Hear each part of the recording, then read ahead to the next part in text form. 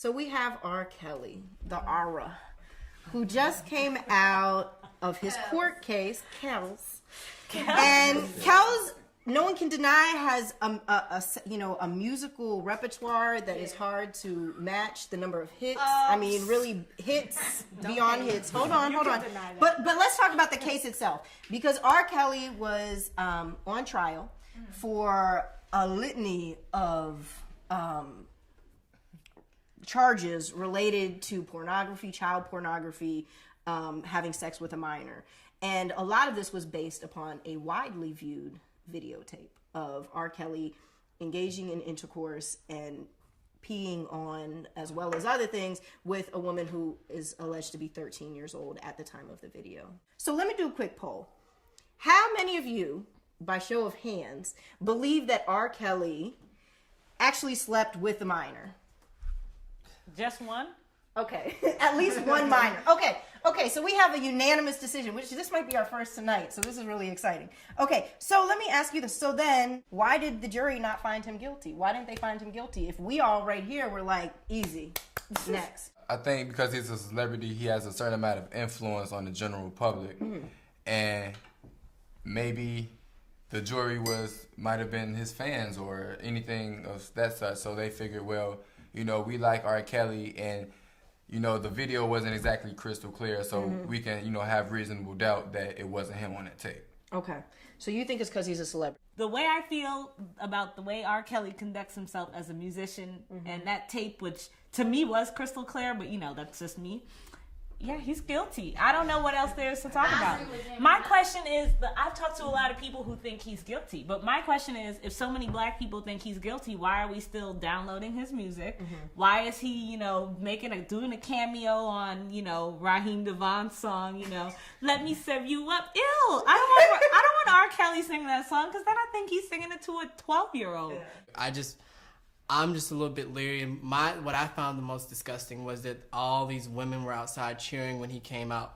All these people keep putting him in this videos. I'm just really concerned that people are so blithely unaware that it's disrespectful and disgusting that they would patronize someone who's a predator. That's my question. Regardless of whether you believe it was R. Kelly in the video or not, some grown man was having sex with a visibly child, a visible minor. Clearly, that wasn't even that question. It was some minor. The girl said it wasn't her, but it was clear it was some minor, right? So there are people outside a courthouse cheering, saying, oh, that's great, that's great. But let's change our focus a little bit to the young lady in the video. Or in the video, it was not a video, the film. That was the home video, the home movie, right? Why? No, in all seriousness though, why is that not a problem, right? So why is it not more of a discussion of, it's a problem, period, whether that was R. Kelly or not, that there is some young girl being taken advantage of by a grown man? I teach a class with a group of girls that are all between the age of 10 and 14. It's like a self-esteem, blah, blah, blah.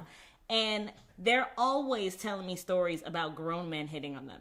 And they're like, I'm 10, I'm 12. And the guys are like, I don't care. As long as you don't as long as you're developed, which more and more is the case.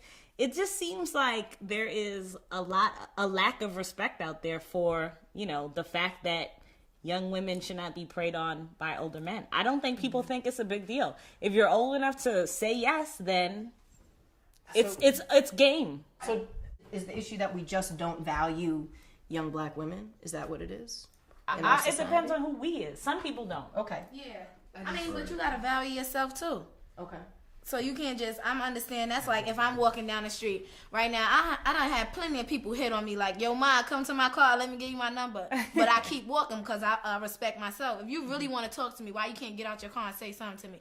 Even though that's not, that's kind of scary. Then it's really... that's kind of scary too, but it's a proper way that you approach somebody. Not every young woman is in the same position as you, right? Where they have self-esteem and self-confidence and a sense of self-worth, and they're going to be like, you got to have respect for yourself. There's just a basic, disproportion when you're dealing with someone who's 10, 11, 12, 13 versus a grown man. And should he come up on a girl who's not like you, who doesn't have the same, kind of sense of self-worth you do, then bingo, you find somebody who it's easier to prey on. And I think we need to warn young women about these things. But at the same time, it's not all about her, because there's there's a power differential there, you know? I guess I want to start by just a general discussion with all of you about, do you know anyone personally or, you know, in your community, family, who has been diagnosed with HIV or AIDS? Yes. I've had two of my friends, close friends, since I started getting involved like human rights issues, who have seroconverted and like they're now positive. Mine was my aunt. I don't know exactly how she got it, but she passed away. Yeah, I have two friends that, you know, I know from New York who are HIV positive. I also have a friend from New York who's HIV positive. I have a relative who passed. And it's actually really crazy because it's not really talked about. And I think that's one of the hardest parts about it. And when it's in your own family, you'd think that it would be the easiest place to talk, but sometimes it ends up being the hardest. Yeah, similar thing. Like I one of my cousins, she was a drug addict, and I think that like she passed away from HIV/AIDS. So do you think, or what things do you know of that are being done within the Black community about these issues, and what should we be doing? A lot of people is just basically dying from it, like, and I see like people that know they have it, like sometimes don't even care, and they're like just continuously still sleep with people, and they have AIDS. Some people may think like, oh, if I got AIDS, you should have AIDS too. If I'm getting ready to die, somebody else got to die with me. You know what I'm saying? Like, that's what I see. I don't know if it's just in the Black community. I'm not gonna, you know, just say that, but I see overall in general, like people just don't care if they have AIDS. I might not know enough in terms of what people are doing, because I actually don't see that much being done.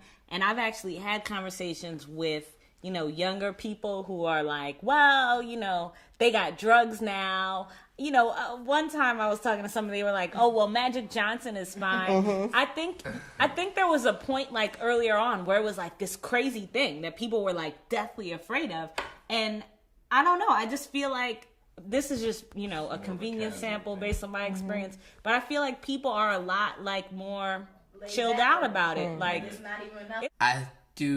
I do see that among my peers, at least, that there's conversations about it because it's a very real thing. Because as I said earlier, two of my friends have seroconverted, and they were like, the young guy was like 19, and he's like finishing, 22. He was finishing up his degree, and another guy was working, who was 24, who talk about it. And for Black women, and for you guys to be sitting here and to say you don't hear things about it as a Black woman, when it's like one of the leading causes of death for Black women in your age groups, I'm very concerned because there's supposed to be like these big media push and hype to get people knowledge about it.